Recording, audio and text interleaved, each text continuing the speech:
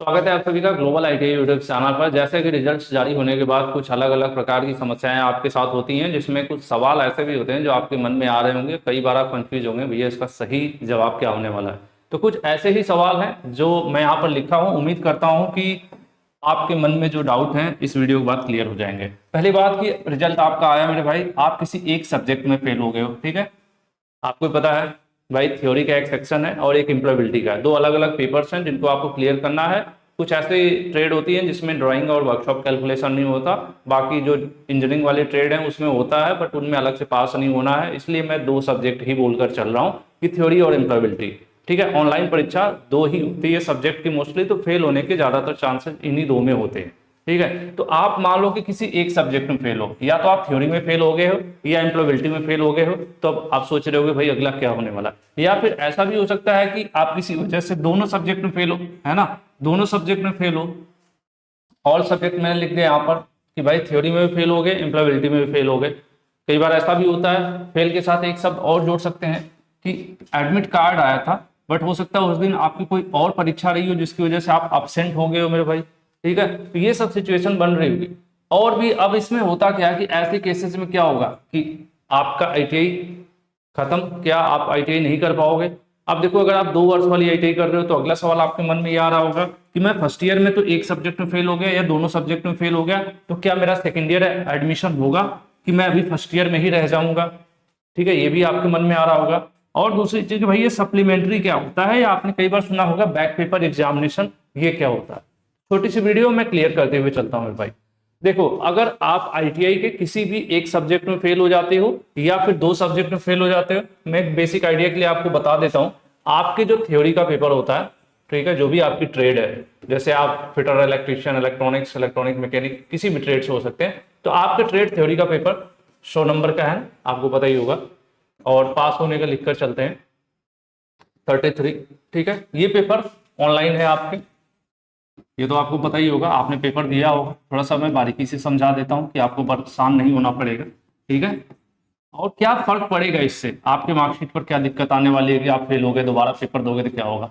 ठीक है, दूसरा भाई 50 नंबर का एम्प्लॉयबिलिटी है। देखो, कुछ ट्रेड ऐसे होंगे जिसके अंदर मैथ यानी WCS और ईडी भी इसी के अंदर ही रहता है, तो मैं सिर्फ थ्योरी लिख दे रहा हूँ, आप समझ लीजिए। अब इसमें आपको 17 नंबर चाहिए होता है।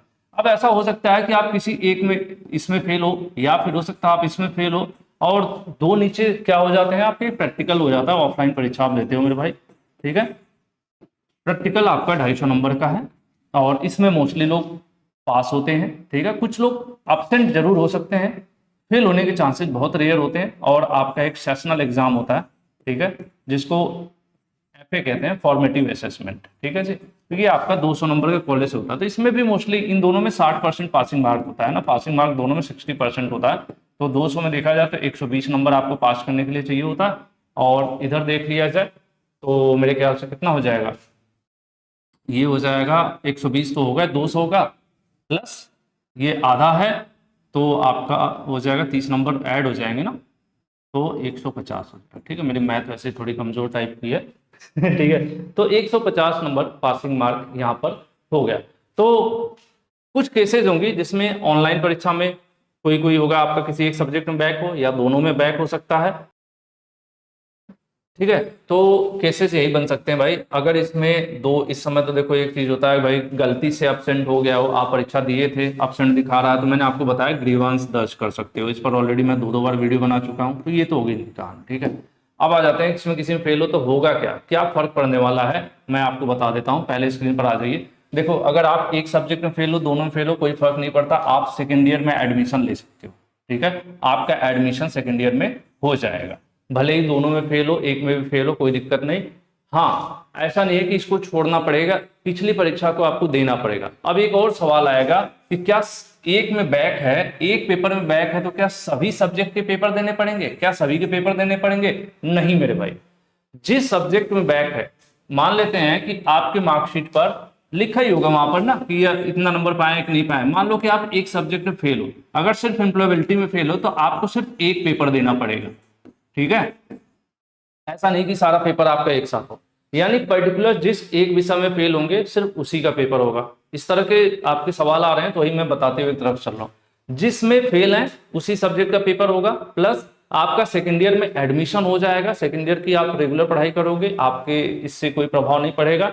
हाँ, अब होगा क्या भाई, क्या सेकेंड ईयर में आ गए तो फर्स्ट ईयर के जो फेल हैं उसको छोड़ देंगे? नहीं, जिसमें आप फेल हैं उसके लिए फॉर्म फिलअप होगा।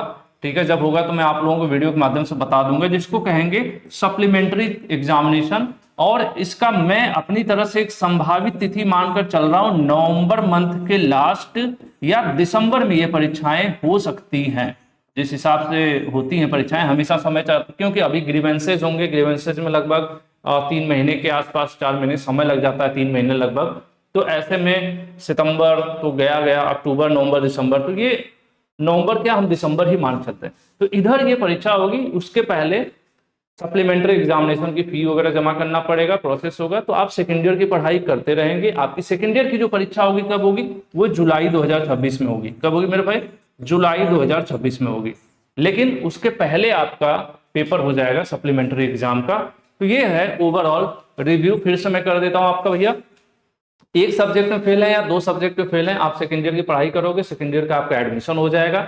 इन पेपर्स का क्या होगा, इनके लिए आपको सप्लीमेंट्री यानी बैक पेपर परीक्षा देने का मौका मिलेगा, जो कि दिसंबर के आसपास होगा। अभी कोई ऑफिशियल डेट नहीं है, एक अंदाजा है हर बार की तरह। ठीक है, और इससे क्या प्रभाव पड़ता है आपकी मार्कशीट पर, तो कोई ऐसा प्रभाव नहीं पड़ेगा आपकी मार्कशीट पर, ना ही ऐसा कहीं लिखा हुआ रहेगा कि नहीं आपने बैक दिया है, इस तरह का कुछ। तो इस तरह की कोई बहुत विशेष समस्या नहीं होती है। हाँ, अब ऐसा हो जाए कि आपका सेकेंड ईयर भी खत्म हो गया, सेशन खत्म हो गया, जैसे आप सेकेंड ईयर पास हो जाना चाहिए था, नहीं पास हो पाए, अब बैक लग गई सेकेंड ईयर में, तो क्या, सेकेंड ईयर में बैक लग गई, तब आपका जो मार्कशीट है, बाकी जितने भी आपके दोस्त होंगे उनका मार्कशीट का जो पासिंग ईयर दिखाएगा वो अगस्त 2025 दिखाएगा। जो मार्कशीट पे डेट पड़ी होगी सितंबर की शायद पड़ी है ना, सितंबर दिखाएगा। अब आप बैक पेपर वगैरह देंगे, रिजल्ट अगर दिसंबर क्रॉस करके जनवरी में आता है तो आपकी मार्कशीट पे 2026 लिखा हुआ आ जाएगा। ठीक है, ये फर्क जरूर रहेगा। जिनकी सेकेंड ईयर में बैक लग गई उन बच्चों की मैं बात कर रहा हूं। तो उससे क्या आपके कोई करियर पे प्रभाव पड़ेगा, क्या आपको कोई समस्या होगी भविष्य में?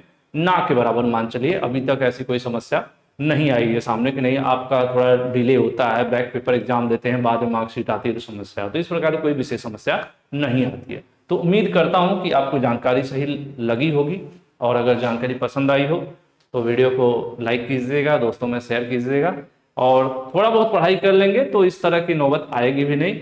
और जिन भाइयों ने ये किसी वजह से बैक वगैरह लग गया है, तो आप पुराना ही जो पैटर्न रहा है आपकी 2025 परीक्षा का, उसी को पढ़ाई करिएगा। ऐसा नहीं कि बैक पेपर के लिए कुछ अलग से आपको पढ़ना होगा या कुछ नया अलग से तैयारी करना होगा। मोस्टली सिलेबस का जो पैटर्न रहता है वो पुरानी परीक्षा पर ही आधारित रहता है। तो आज के लिए इतना ही। Thank you, love you all, take care.